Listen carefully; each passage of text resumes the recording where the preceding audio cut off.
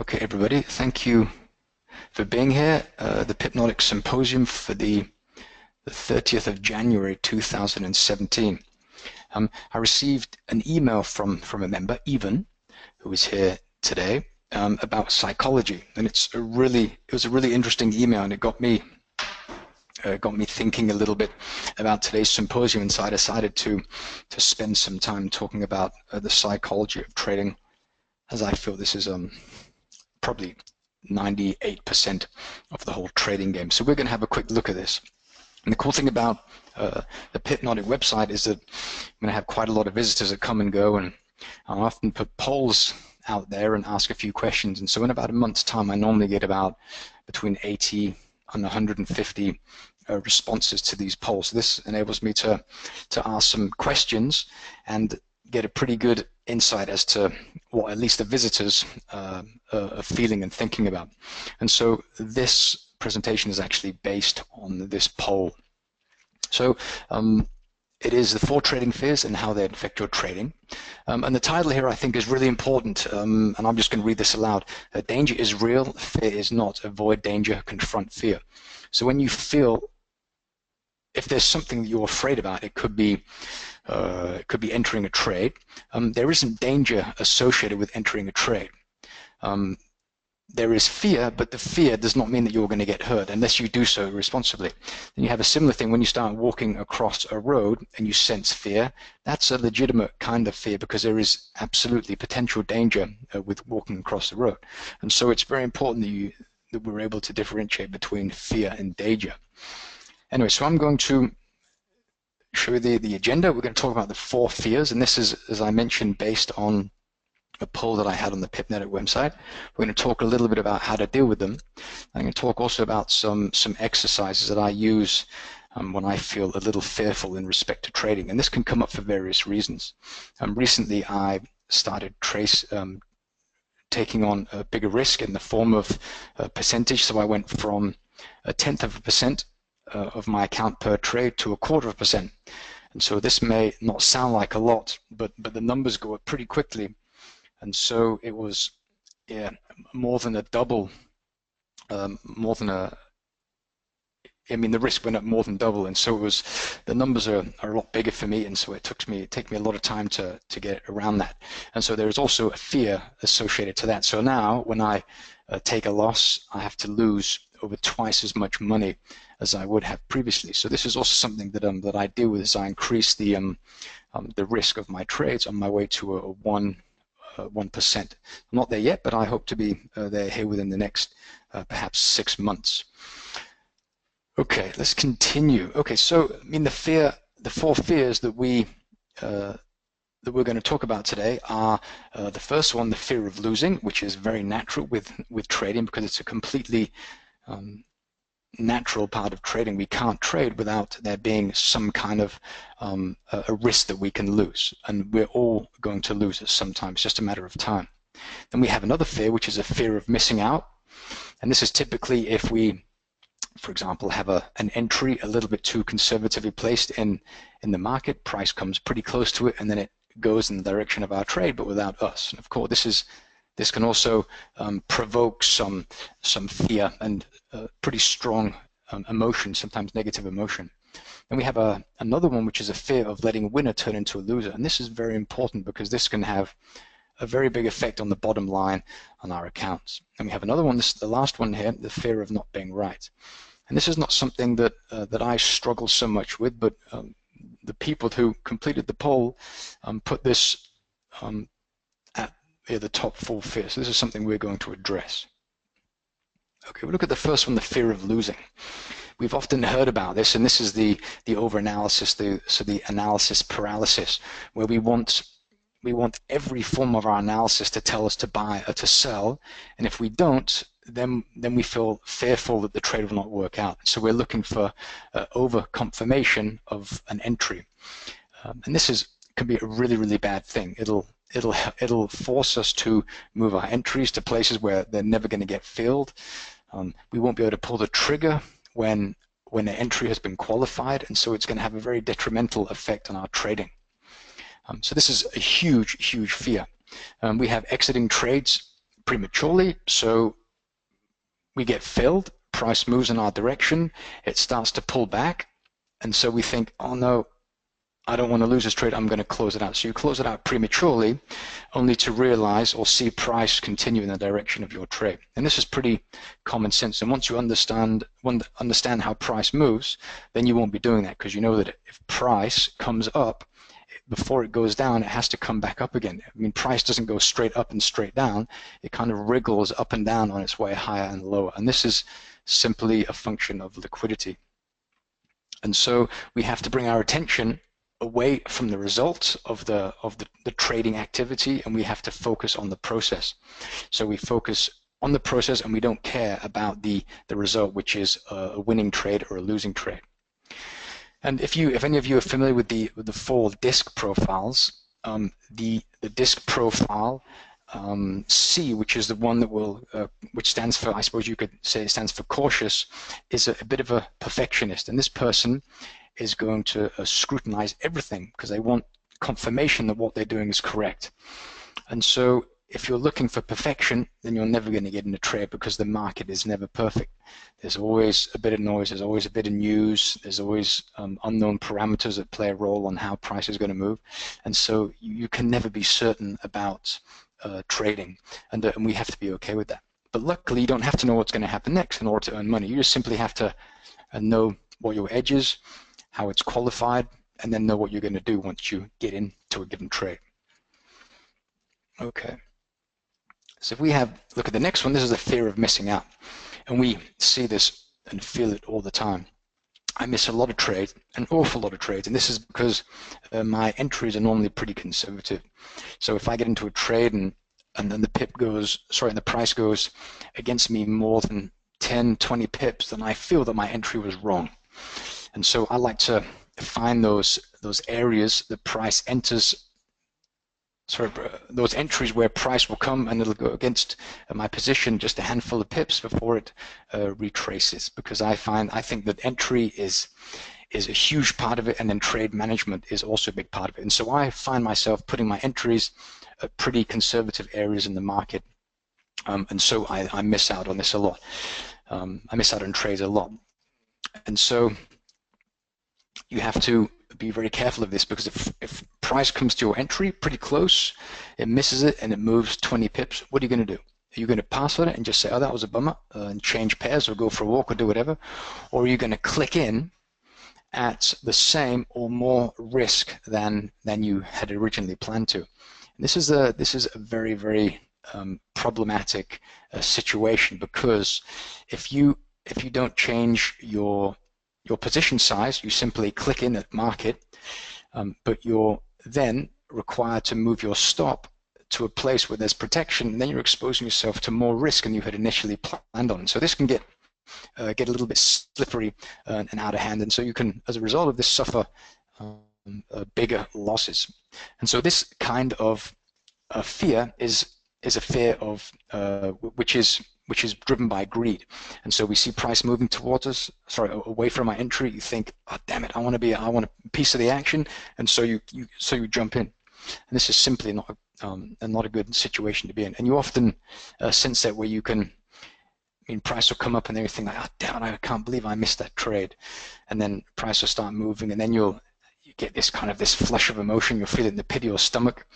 The greed will force you often to click into the market. So you have to be aware of this, so that you can identify it and then step away from it and not get lured into clicking into a trade. This is a very bad thing.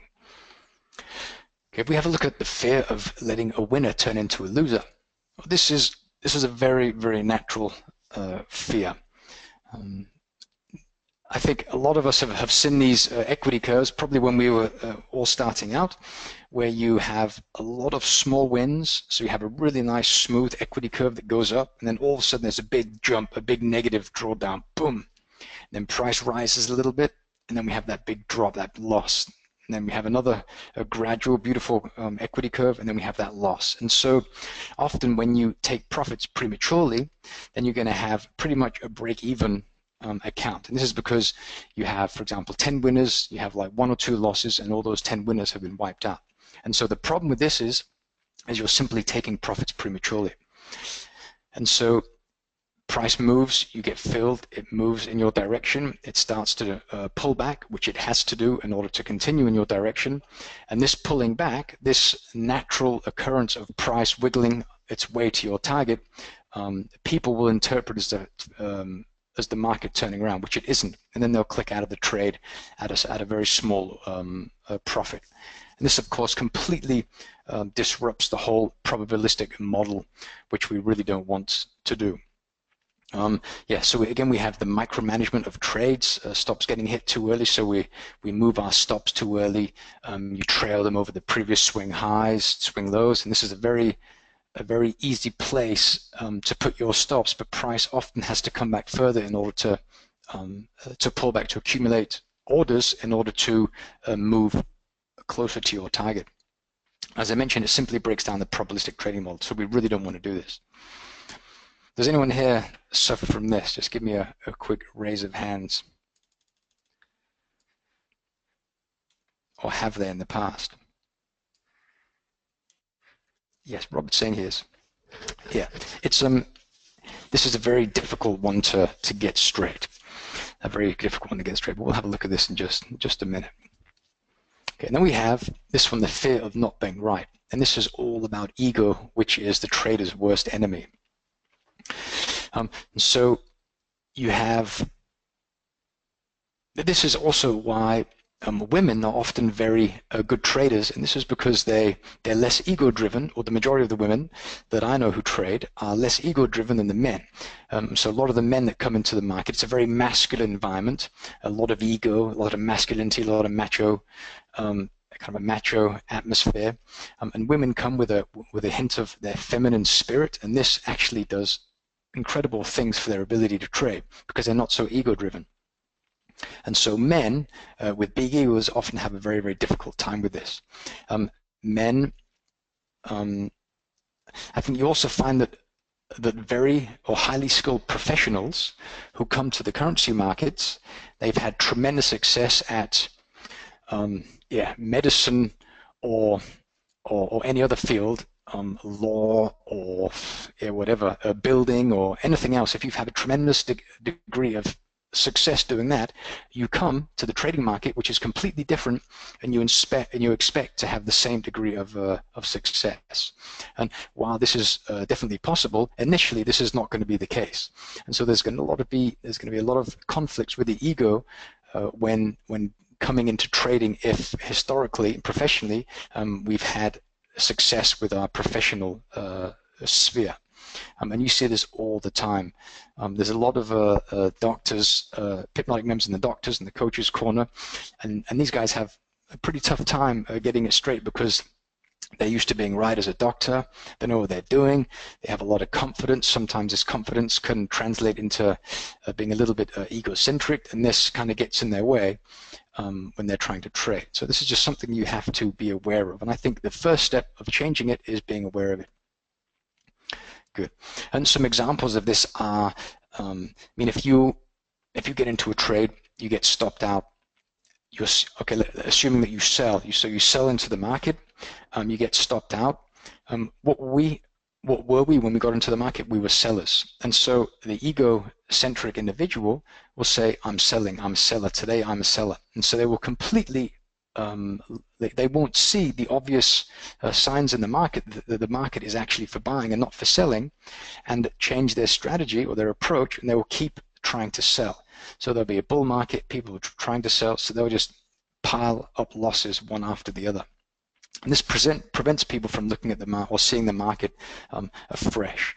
And so, sometimes if especially when you're trading supply and demand, you have an area of supply, this area of supply, we try to sell, price moves through it, is consumed, you go back and you look and you say, okay, this area of demand took out the supply. So you go from being a seller to a buyer from 1 minute to the next, and you have to be able to do that in order to successfully trade supply and demand, because this is absolute key.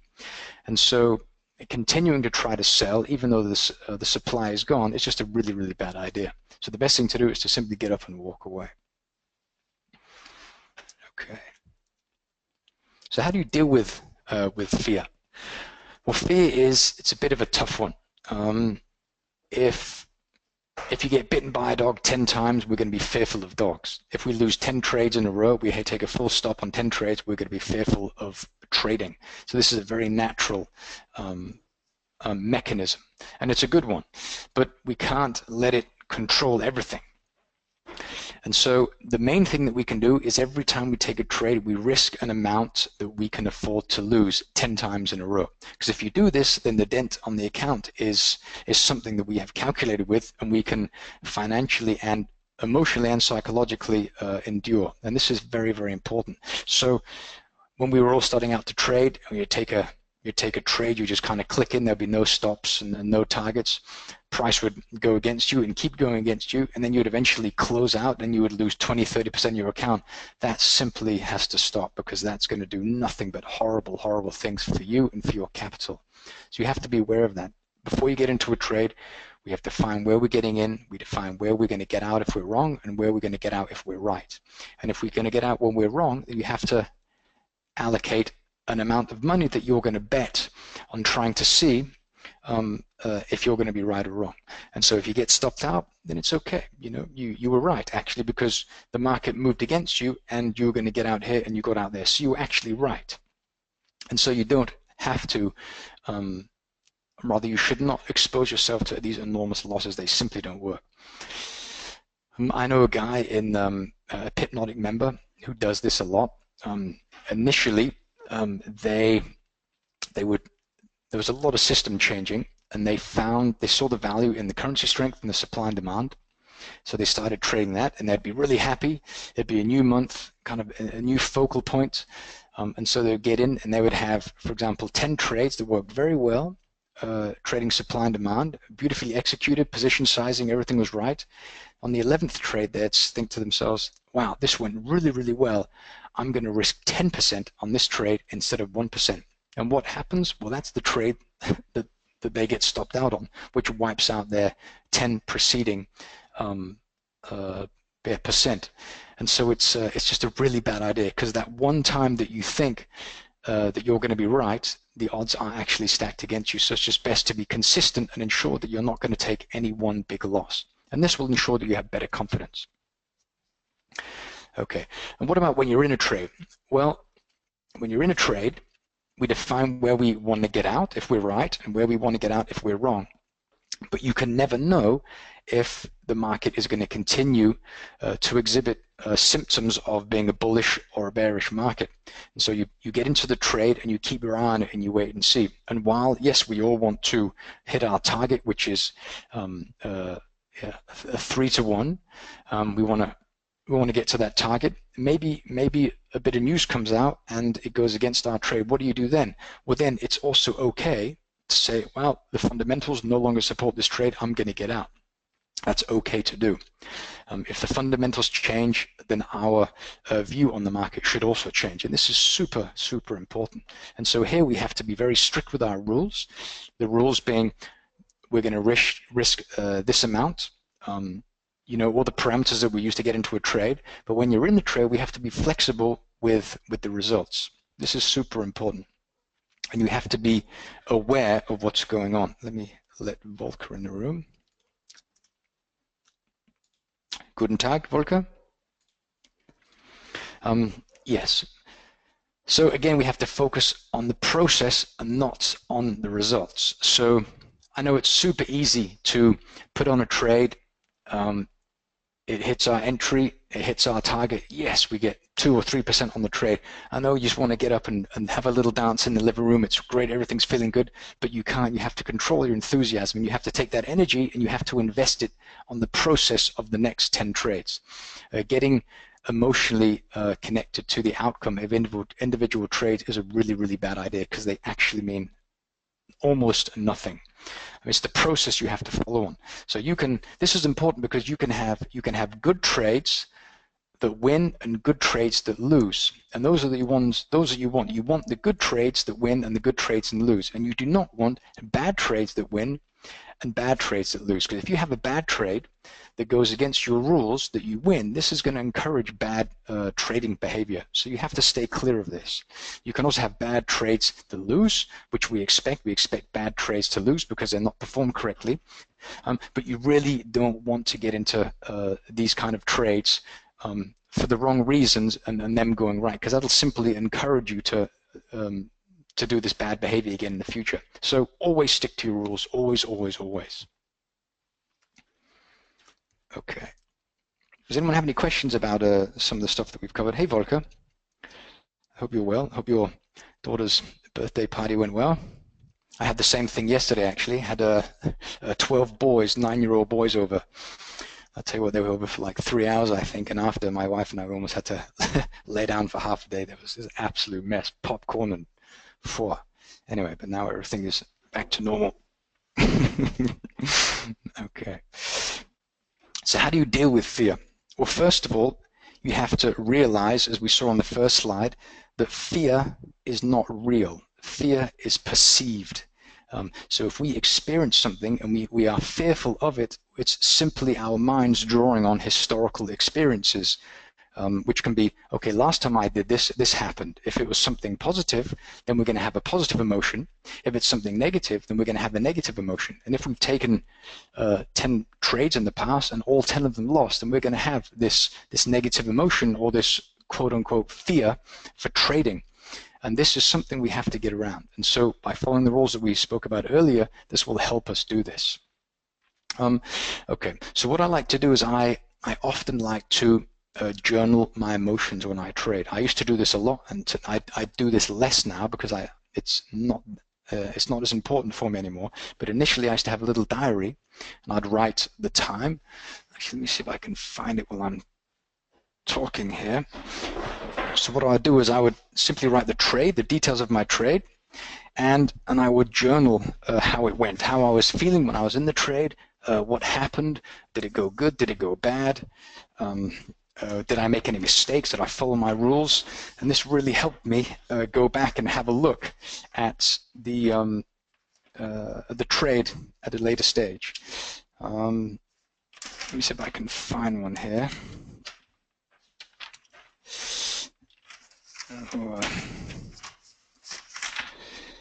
Yeah, so I mean, I'll just read something here. Price reached a 38% Fibonacci retracement level and hit a 4-hour supply area. I sold 70 pip stop, price kept moving higher and stopped me out. Then I have a little section here, which is my emotions. And it said, when price hit my entry, I felt good, price rejected. There was a point where I could have scaled out of the trade, but I chose not to. And then price kept going, moved closer to my stop, and I started to get that feeling in the pit of my stomach. I got up, went to the kitchen, made a cup of tea, I came back, and I was stopped out. I said I felt on a scale of 1 to 10, about a 2 to 3. And so this just gives me a really good idea about how this particular trade worked out. I can go back and I can remember the trade. I remember my trip to the kitchen, as a matter of fact. I remember how I lost just under 61 euros on this trade. And so I remember it. It's nice and clear in my memory. And I get all my bad trades, or when I was documenting them like this, and I'd mark them in red. All my good trades, they would be blue. And it was just a really nice way for me to walk through my trades and relive the emotions. And it's just a very good idea. Also, if you make a mistake, you write the mistake down in the journal like this, and then you can afterwards read the negative emotions, hopefully negative emotions when you're making a mistake, and you can try and link those up again at a later stage when you read through the diary here. Good. So what I like to do is I like to in some way punish myself when I make a mistake. And how can you do this? Well, there are multiple ways that you can punish yourself when you make mistakes. So, I mean, I used to listen to music that I really, really despised. In my case, it was Celine Dion. I really don't like Celine Dion. As a matter of fact, she's coming to Copenhagen soon. I had an email from one of the ticket masters saying Celine Dion was here, and anyway, I didn't do magical things for me.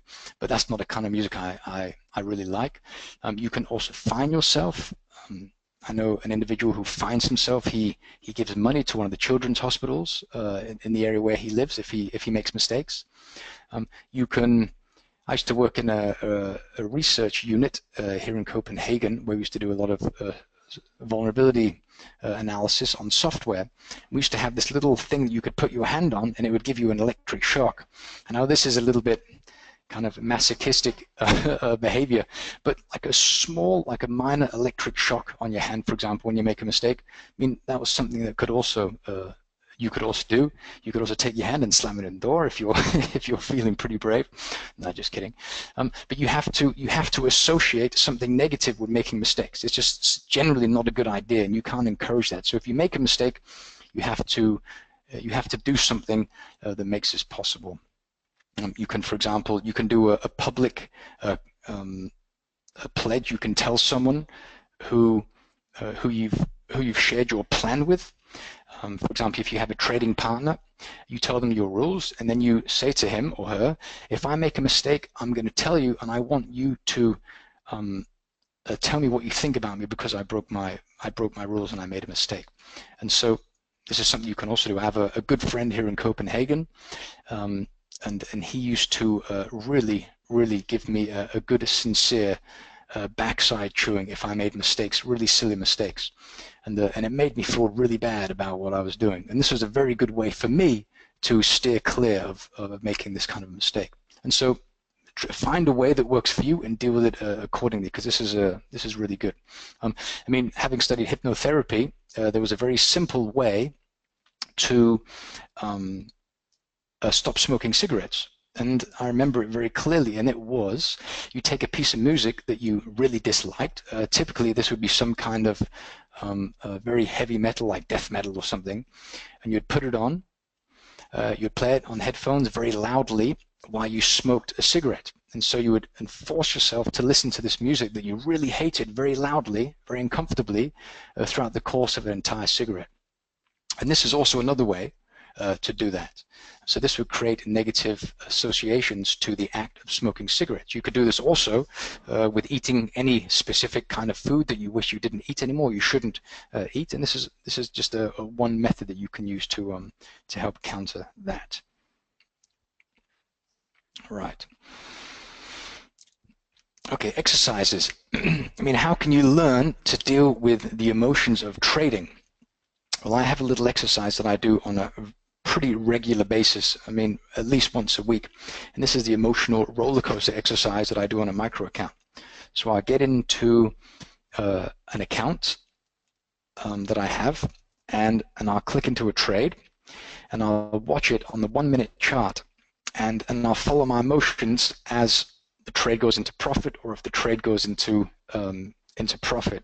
So it goes into a negative. And I simply watch myself as the trade is progressing on its way either to the stop or the target. And this is a really good way in becoming familiar with how you feel when the trade is moving against you. You'll have this specific kind of feeling, this emotion, typically in the pit of your stomach, if the trade is moving against you. Normally it's like kind of like pretty low down in the stomach.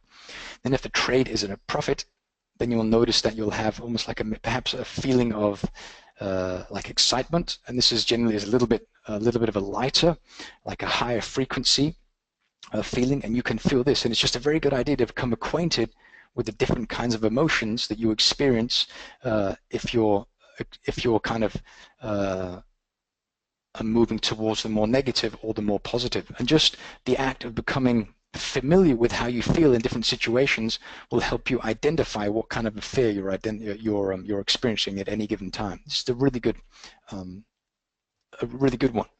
Another thing is late entry exercises, and I don't recommend doing this too often because they can be pretty horrible and they can also go right. So you have to pick them. So the best thing to do is to do this at the London Open, where you know that price is probably going to pull back, and so you wait till price reaches its range. You go, and also, for example, assuming that price is moving higher, it's reaching the range for the day. It's also reaching supply.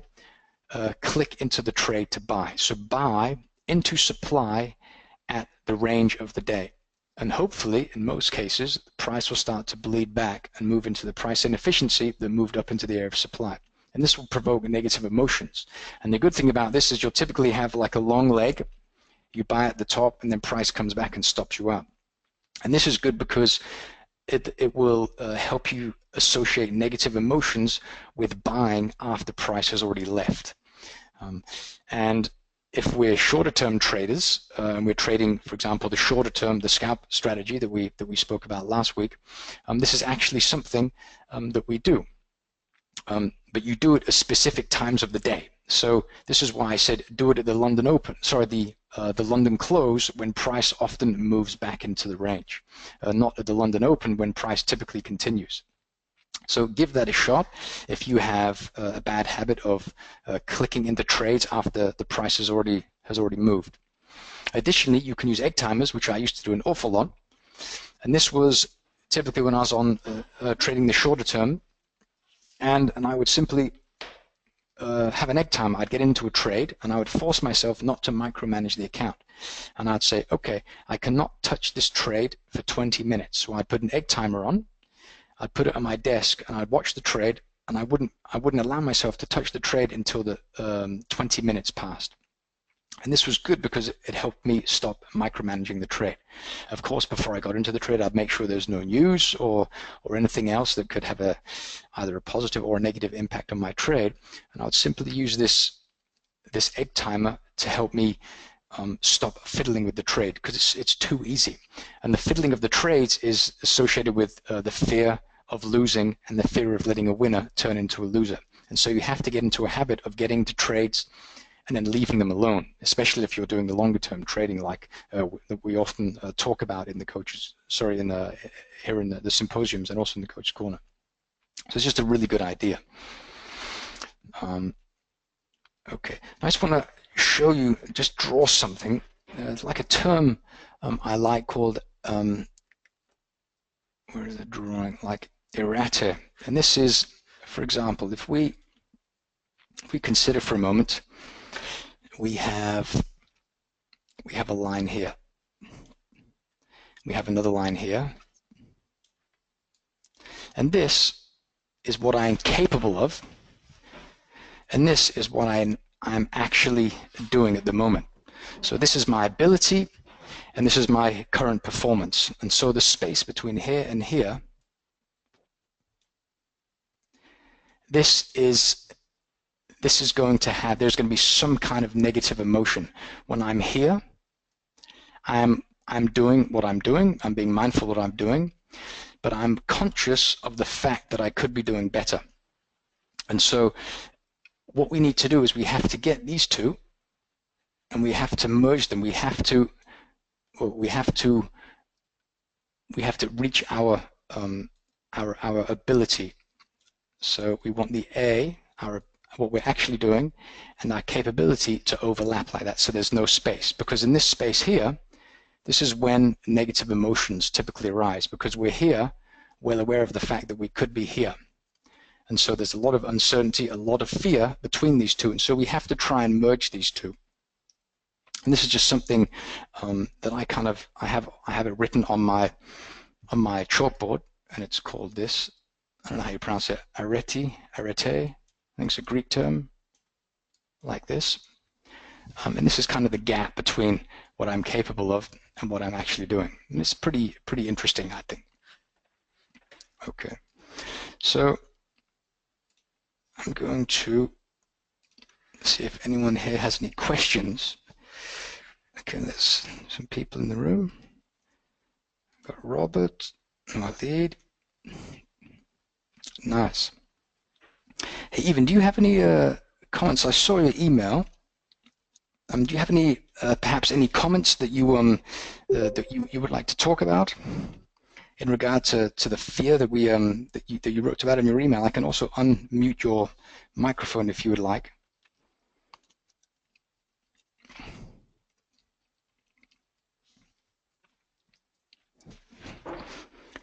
Let's give you a couple of minutes to respond. Okay, even just saying right now I'm watching my Australian US dollar trade and it was bounced off a level. Good. Yeah, I know Darko is also in a trade similar to that. He sold kind of pretty close to the top there, and I think it's slowly drifting lower last time I looked. That's nice. Okay. Well, if there are no questions about this, I think we're going to quickly have a look at the charts. So let me bring up my platform. Yeah, it seems to be drifting down nicely.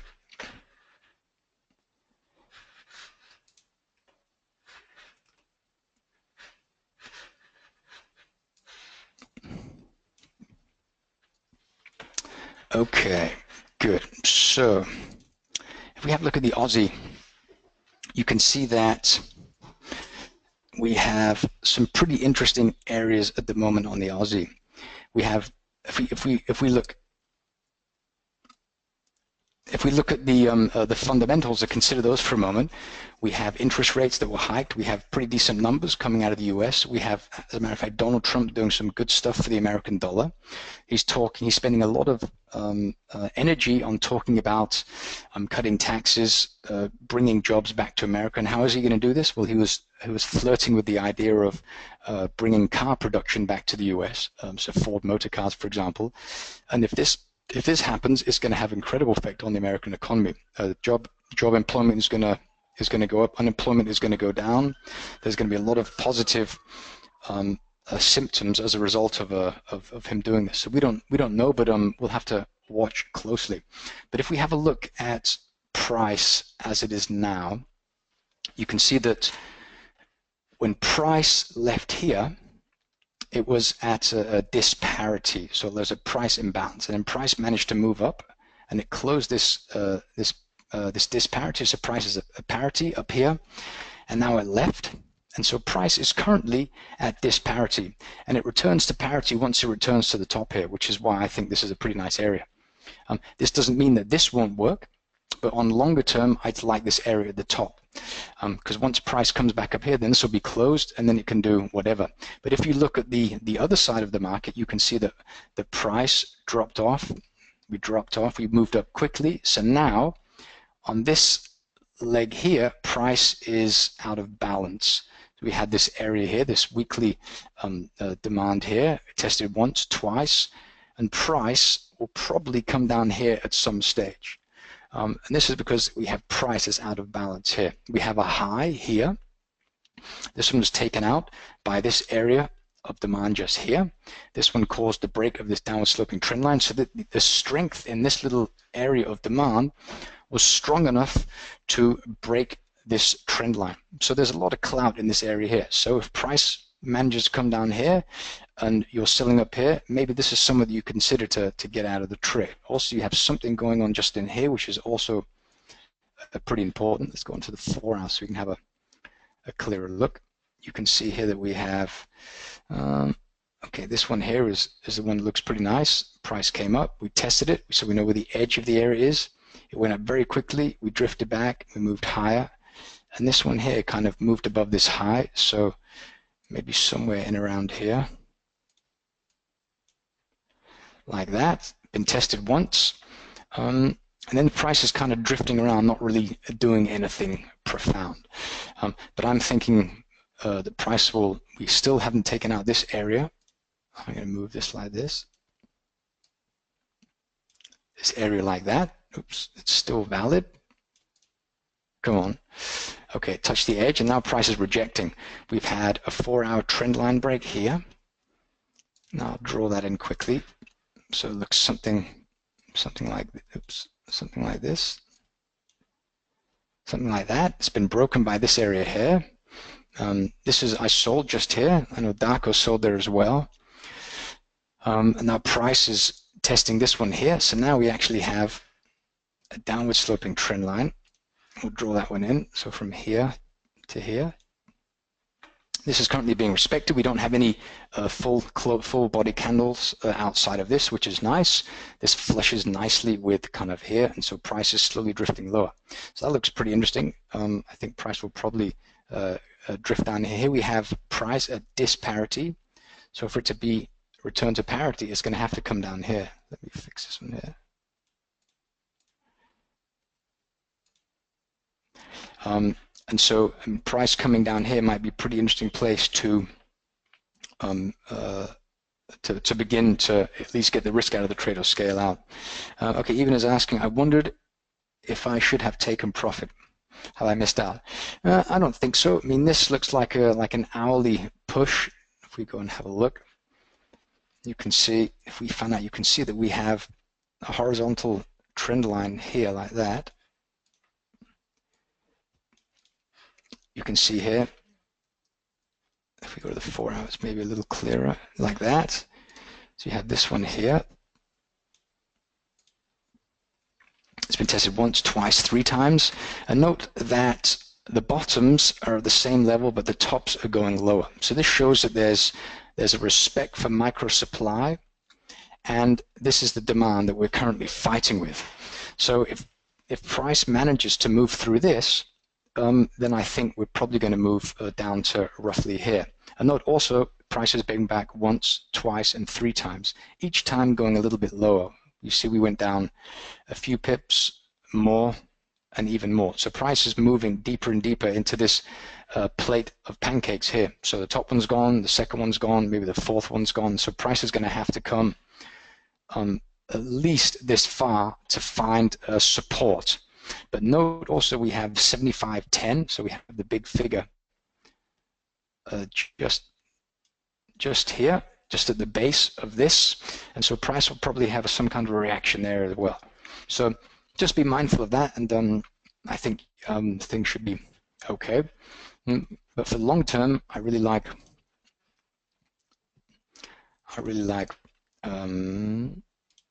this up here. You can see how price left quickly. When it left, it touched this area just here when price came a little bit deeper, and so my entry is at the high of this candle here, minus a couple of pips, and my stop is just above. Go to the weekly and have a look. You can see that we have a weekly area just here. It's currently, let's see how much of this is in there. I went pretty deep into it, so when price comes back here, this has been tested once, twice. Price is kind of poking around it 3 times. So this is something we have to be careful of. So price will come here, but I'm not sure if it's going to be something we can hold forever. But if you look higher, I've marked with this purple line here, which I really like, the 79.26 area. And this is that beautiful pattern that I'm really fond of. So I think if price comes up here, we're probably going to have a pretty good push lower. And you can see it here, it's just a very nice area. And price left here, we moved down, we consolidated at these lows here, then price cut through. And price has been back this far so far. It's been back up to this price so far. And so I think the better trade would be to short the 79.22-ish area just here at the top, with a stop just in this this green bar above some micro supply. But for the time being, we're looking like that. If we have a quick look at some strength information, just to see what's going on in the longer term, strength production. So let's have a quick look here. Position. We're going to put longer term. Let's let this do its thing. And by the way, I've uploaded the latest version of the supply and demand indicator, and now it's showing the red or the green label here. And I'll just tell you what that means. If it's red, it means that the interest rate swaps encourage this pair to be sold. If it's green, we find a green one, like we have here, this means that this pair, interest rate wise, should be bought. And so this is just a small addition that I put in there. If you're trading big positions and holding it for extended periods of time, then this might be a nice feature that you might want to use. But if we have a quick look here on this, you can see that longer term, we have the euro being sold off pretty aggressively across the board. We have the Kiwi that's been losing, which is gaining strength. We had some pretty good numbers coming out of the Kiwi in relation to some dairy numbers. So the euro the euro, Kiwi dollar could be a currency that we could look to sell, looking at this information. So we want to sell at supply. If we just bring this pair over, yeah, and you can see it's just moving down really quickly. If we go in here and have a quick look, and we're going to see where we have support for this pair. So first of all, we have to find out how far down are we. Do we want to be selling? And you can see that we're approaching the lows here. We have the purple line. The indicator is telling us to go to the monthly chart. So we do that, and you can see this one here. And what do we have here? Well, you can see that price is reacting at this monthly demand. We've tested it once, and we're having another go. So would you want to sell now? You might do intraday. Just be a little bit careful about wanting to hold that for too long, because we've tested it once. Alternatively, we have down here, we have the weekly chart, and this is a pretty nice one because you can see here we had this little bar, this candle here, price moved up, this one, the green one, poked back and went back this far. So this tells me that we wouldn't want to pay a price any more expensive than the 141.81 if we were buying. If we were selling, you can see that, let's have a look. We had a high, low, price moved above here. So we had a trend line break here. And the area that did it is this one kind of in here.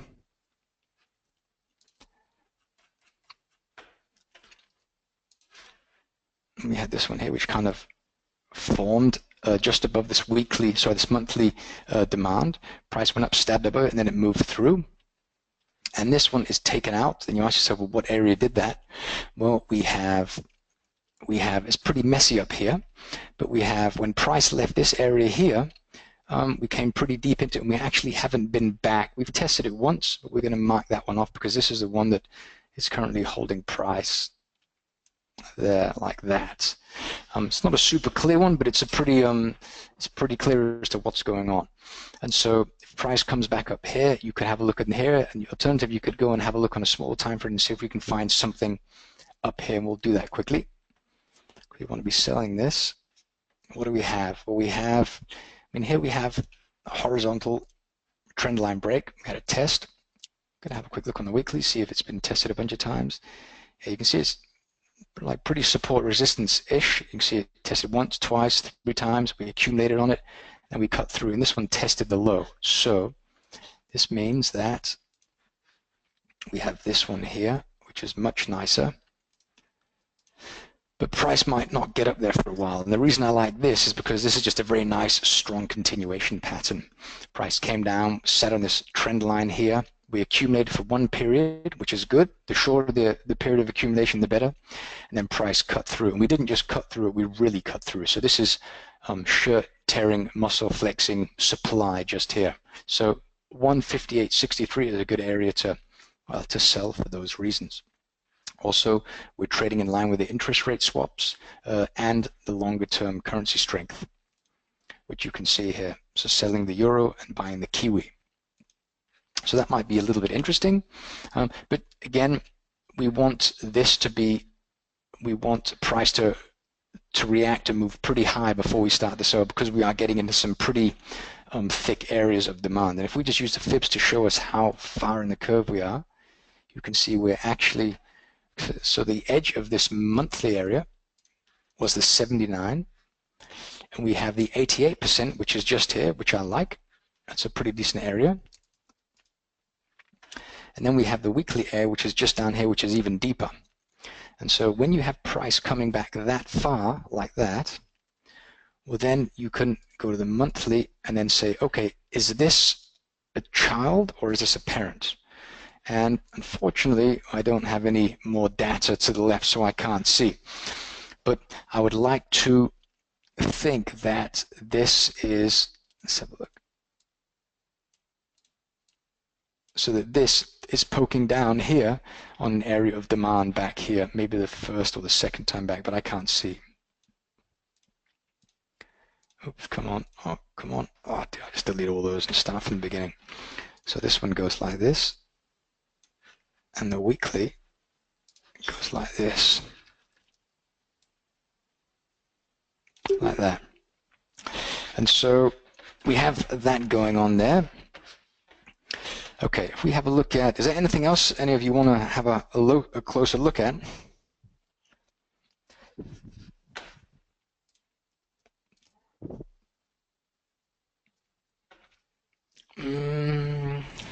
No? All right, I'll just have a look at the Kiwi. I have this Kiwi trade here. Have a quick look.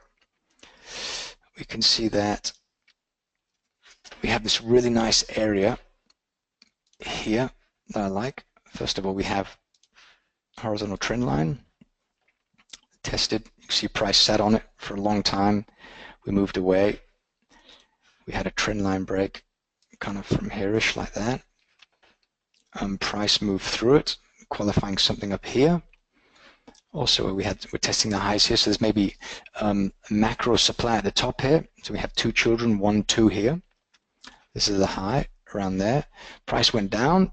This is qualifying this area here, and we have probably something going on just in here, like so, just on the break of the trend line. Price came down, sat on the area, and then we had a really strong release, breaking this trend line and just creating a really nice 1, 2, 3, like a 3-month continuation pattern. So we have something like that. Price came pretty close to it, so this would be a really nice area to target, because price still has to come back to the thicket of liquidity here in these candles. Price moved down, and this one here did an awful lot of damage. Again, we're on the monthly chart.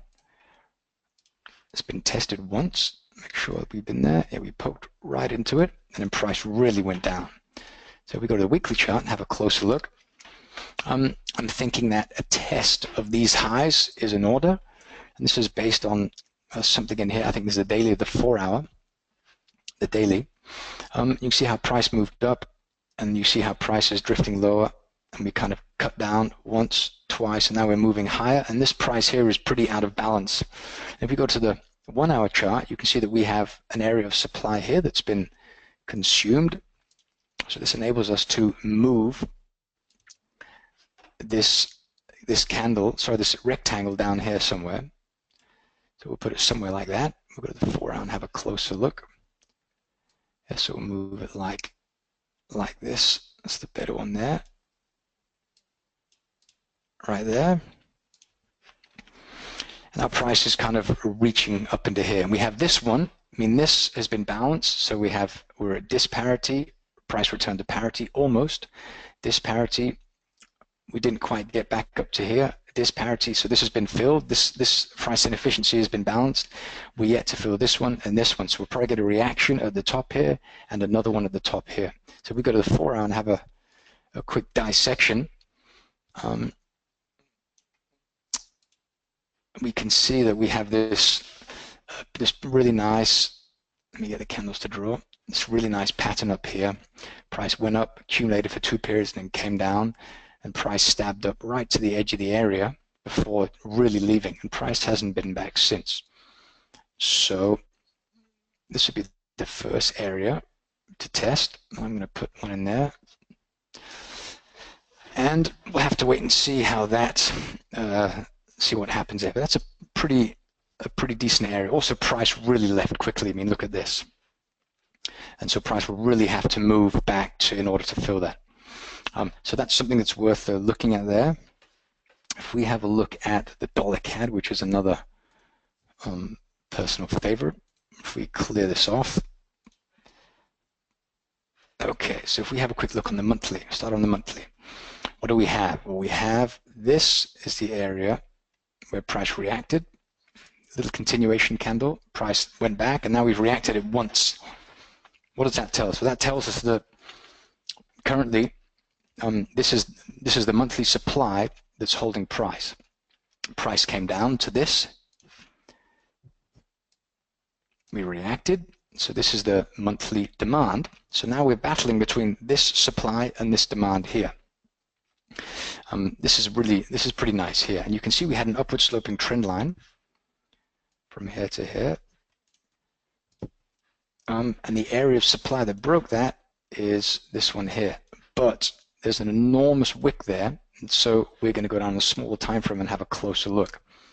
So what do we see here? Well, you see that, yes, we did have a pretty, you can see we have these lows here, the lows there and there and there, and this candle left. So we have a horizontal trend line break here. Test, test, test. This one cut through it, and it happens somewhere in here, but there's not a lot of clarity. I'm going to remove this monthly supply because it's a little bit too wide, 870 pips, a little bit too hefty. So we're going to have a quick look, see if we can zero in on this. You can see that this is the area that we drew. We have a horizontal trend line, price accumulated below it, cut through it, rested on it.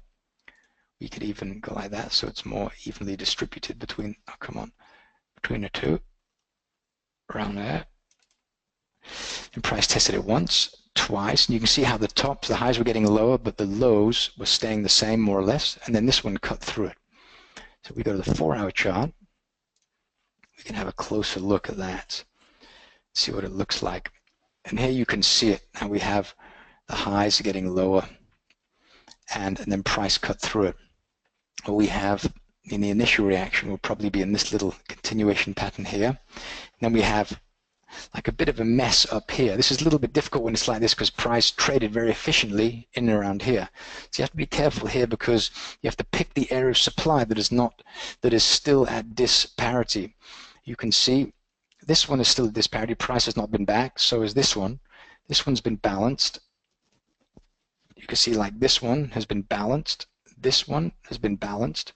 Which ones do we still have that are out of balance? We have this one that's kind of out of balance. We have this one and this one. Then we have the tops up here. But I think that we have the fact that price has already been back to this area makes me feel a little uneasy about trading here. But I think we'll get a reaction there, and one big enough to manage, at least get the risk out of. If we have a quick look at where price currently is, you can see that we had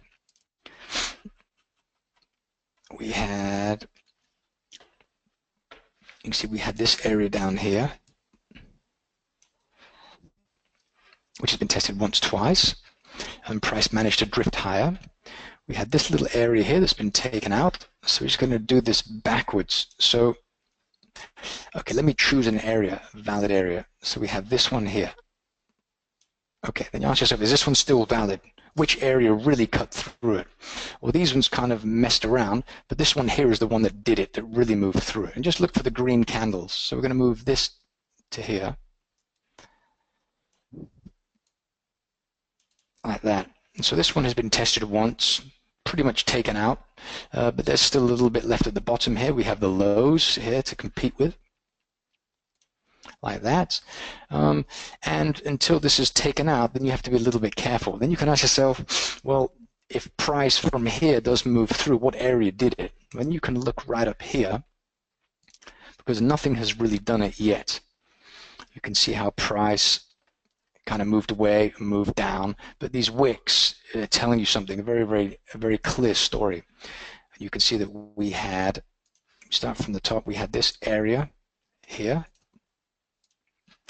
which is a continuation pattern. Price moved up, we accumulated on the level, and we cut through it. So this one is moved from there to here. And price came back to the wicks, about here roughly. But I'm going to leave it like that, conservative, like that. Price has almost come back to that area.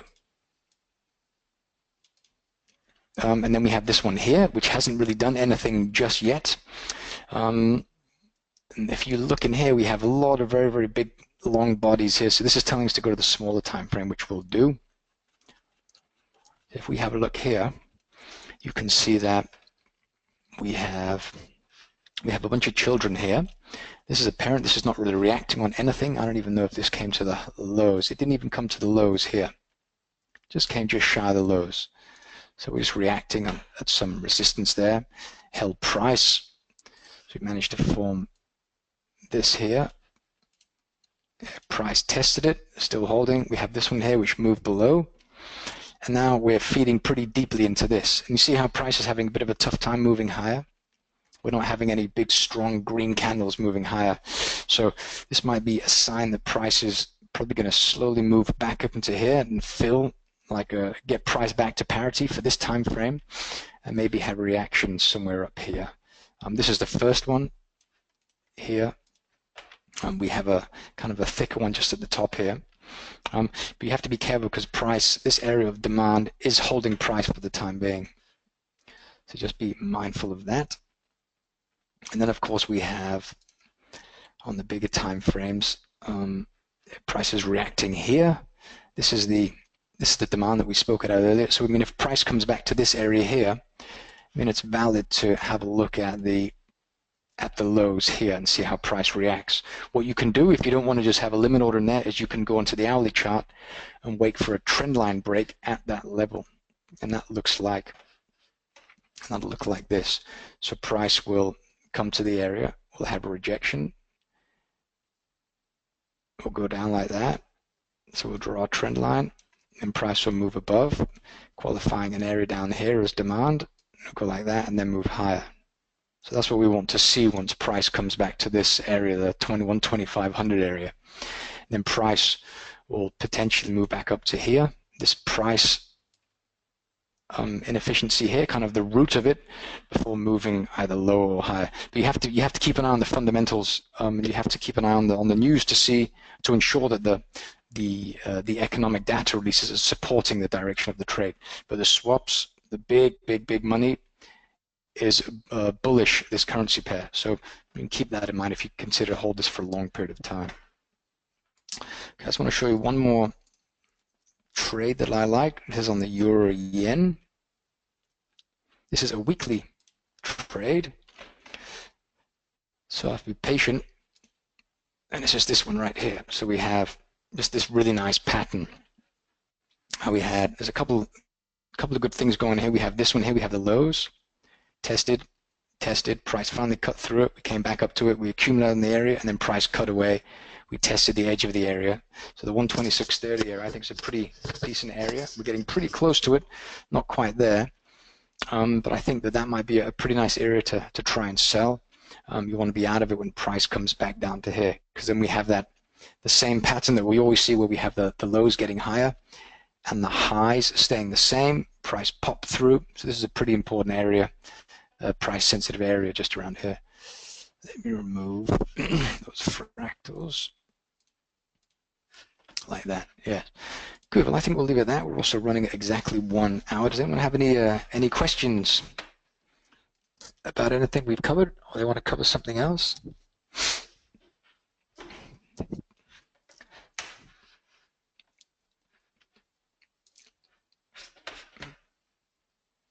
Dark, what are your plans with the What are your plans with the Aussie trade? You going to hold it for a while? Have you taken some profits yet?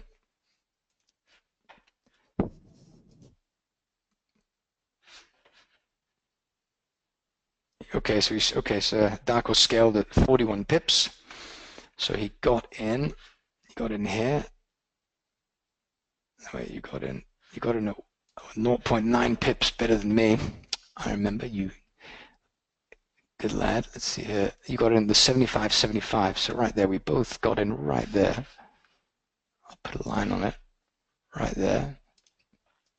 And then it went down, and the stop was above the tops here. And he got out at 41 pips. So where's 41 pips?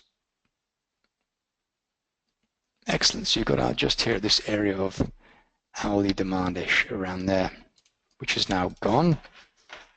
Very good. Price reacted on the area of supply that broke through this, which is when we have this one here. Price tested it. Now this one has been taken out by this, and this is what price is currently reacting on. So good, excellent. Well, it looks pretty heavy for the time being. So 75757. Wow, you got at the absolute top. Let's have a look. What's the high? 75755. Okay, very good. Geez, that's at the absolute high. Very good. Okay, Darko said he's adding to this short position now after forming an hourly VIC trade short. Okay, here, so you have your, I like this swing high, high, or this one high, low, high, low. So you're going to sell like in here, like that. Like at the 75.50. Okay, cool. So your selling is going to sell maybe, I suppose, somewhere up here. Where is it? Somewhere up here, maybe.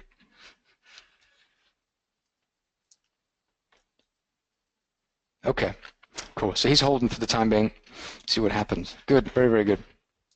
Does anyone else have any other trades they're currently in or are eyeballing that they want to talk about?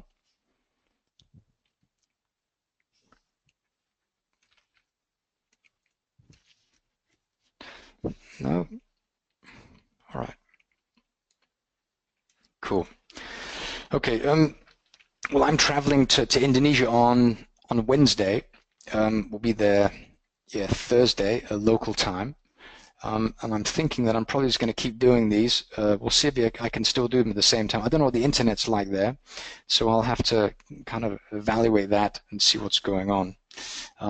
But these are I'll keep doing these, of course, while I'm there, and I'll be there for just under 2 months. So, but that should be completely fine. I mean, if I need to, I'll maybe move it over to more of an Australian time frame, depending on what my family's up to. But it should be completely fine. We'll keep doing these, of course, once a week, preferably on Monday, so we don't mix it up too terribly much. Good. Well, if no one else has any more questions or comments, I think I'll leave it there, and I'll wish you all a super week, and I will catch you all next week. And thank you all for being here. Thanks, Stephen.